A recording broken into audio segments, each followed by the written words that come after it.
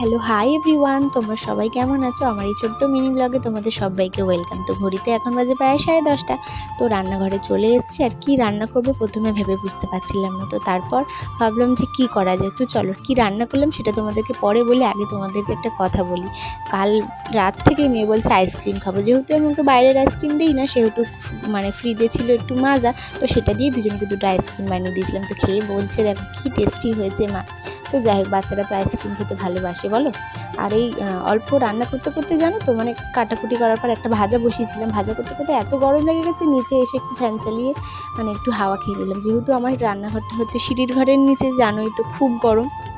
আর তারপরে দেখি যে জামা কাপড়গুলোও শুকিয়ে গেছে, ভাবলাম একটু তুলে নিই, নাহলে রং জ্বলে যাবে, আর প্রচণ্ড তো এখন রোদের তেজ। তারপরে আর কি করব, দেরি হয়ে গেলে আর ছাদে পা রাখা যাবে না, তোমরা তো জানোই প্রচণ্ড এখন ভ্যাপসা গরম, মানে যতটা না রোদ ততটা ভ্যাপসা গরম। তো দেখো তোমাদের সাথে কথা বলতে বলতে আমার তরকারি হয়ে গেছে।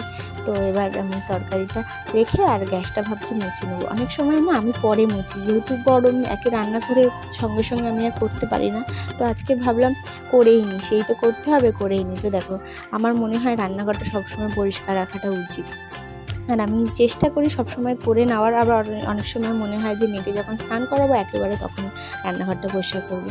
তো দেখো আমার বাসন মাজাও হয়ে গেছে রান্নার, আর রান্নাঘরও পরিষ্কার হয়ে গেছে তোমাদের সাথে কথা বলতে বলতে। তাহলে চলো কি রান্না করলাম তোমাদেরকে বলি। তো করেছিলাম অল্প একটু, বললাম চিংড়ি ছিল, তো চিংড়ি আলু পটল দিয়ে একটা তরকারি করেছি, আর অল্প চিংড়ি ছিল ওর মধ্যে একটা আলু দিয়ে ভাজা করেছি। আর সব থেকে আমার ফেভারিট বলবো না, আমার মেয়ের বেশি ফেভারিট আম ডাল। তোমরা কারা কারা খেতে ভালোবাসো? আমার কিন্তু খুব ভালো লাগে গরমের সময়। আর আমার হাজব্যান্ডের জন্য একটা মাছ ভাজা আর ভাত। তো কেমন লাগলো ভিডিওটা অবশ্যই কিন্তু জানিয়ে